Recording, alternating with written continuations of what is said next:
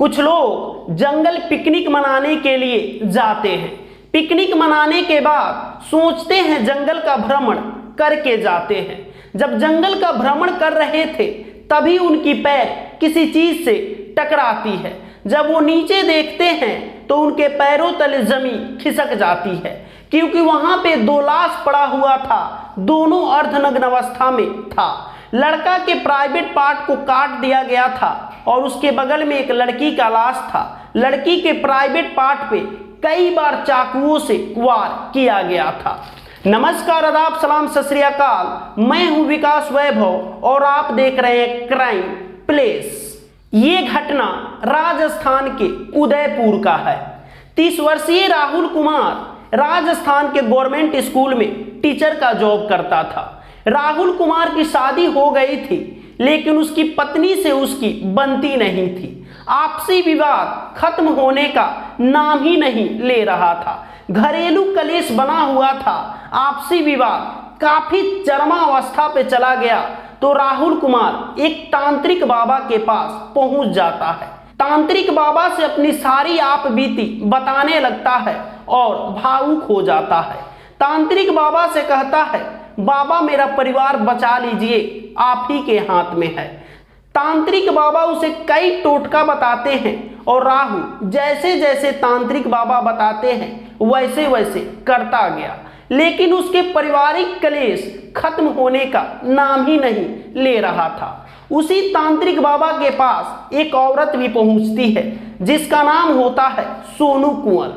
सोनू कुंवर भी अपनी पति से परेशान हो चुकी थी।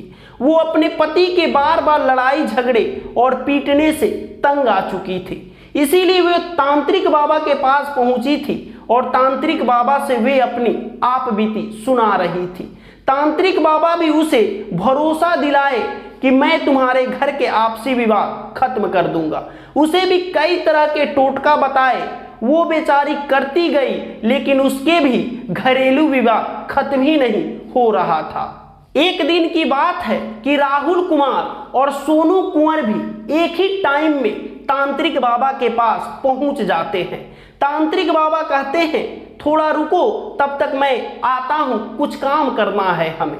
तभी सोनू कुंवर और राहुल कुमार की अच्छी दोस्ती हो जाती है और ये दोस्ती बाबा के पास आते जाते मिलते जुलते प्यार में बदल गया। वे दोनों एक दूसरे से इतने प्यार करने लगे कि साथ जीने मरने की वादे भी, कसम भी खा लिए। दोनों पति पत्नी की तरह रहने लगे और एक दूसरे के साथ शारीरिक संबंध भी कभी कभी बना लिया करते थे। ये बात तांत्रिक बाबा को पता चल गया था और ये बात राहुल की पत्नी को भी पता चल गया था कि मेरे पति किसी और के साथ संबंध में है। पत्नी भी परेशान हो चुकी थी राहुल से और अपनी परेशानी के समाधान के लिए पहुंच गई उसी तांत्रिक बाबा के पास जिस तांत्रिक बाबा के पास राहुल पहुंचा था। और तांत्रिक बाबा से राहुल की पत्नी अपनी सारी आप बीती बताने लगती है। तांत्रिक बाबा को पता चल गया कि ये राहुल की पत्नी है। तांत्रिक बाबा भी उसे बहुत टोटके बताए और टोटके के साथ साथ ये भी बता दिए कि तुम्हारा पति किसी और के साथ नाजायज संबंध में है।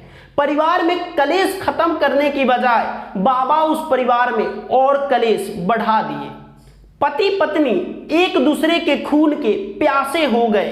एक दूसरे को देखना भी पसंद नहीं करते थे, क्योंकि पति को किसी और से प्रेम हो गया था और पत्नी को ये बात पता चल गया था। इसीलिए वे दोनों एक दूसरे को देखना पसंद नहीं करते थे।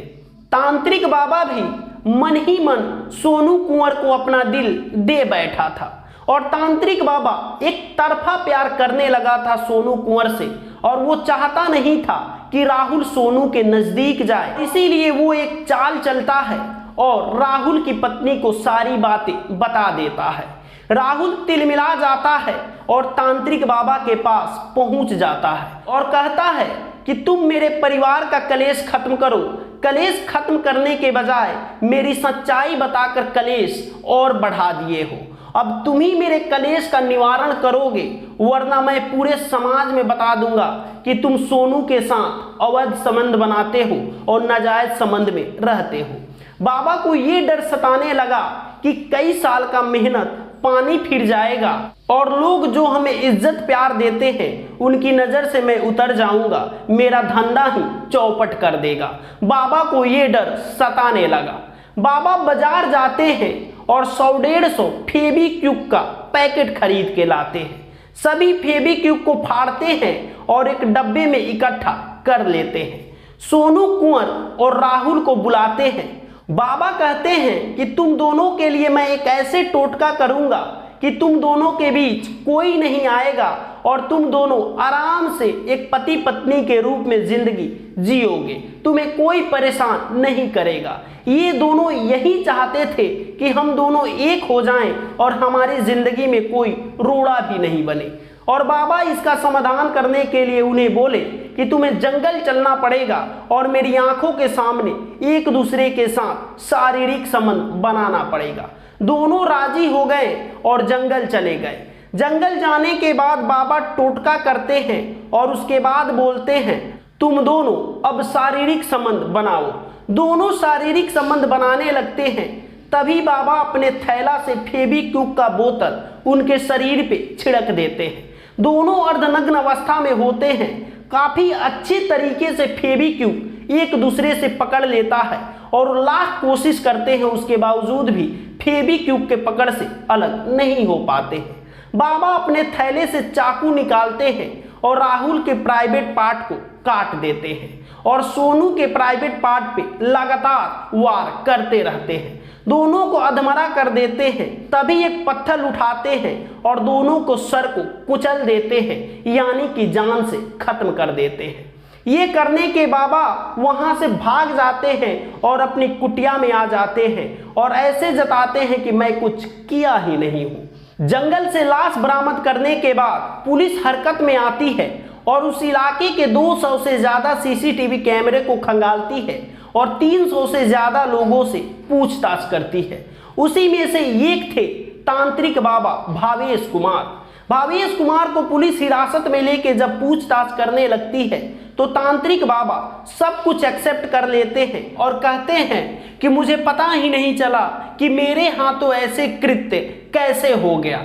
मुझे मेरी कर्मों की सजा मिलनी चाहिए। मुझे ले चलिए और जेल के सलाखों के पीछे भेज दीजिए। फिलहाल तांत्रिक बाबा पुलिस हिरासत में हैं और उनसे पूछताछ जारी है। अब आप ही बताइए कि इस पूरे वारदात में दोषी कौन है और किसे कितनी कठोर सजा मिलनी चाहिए। यही है आज की कहानी। कल मिलेंगे किसी और नई कहानी के साथ। नमस्कार, चैनल को सब्सक्राइब कर लीजिए। जय हिंद।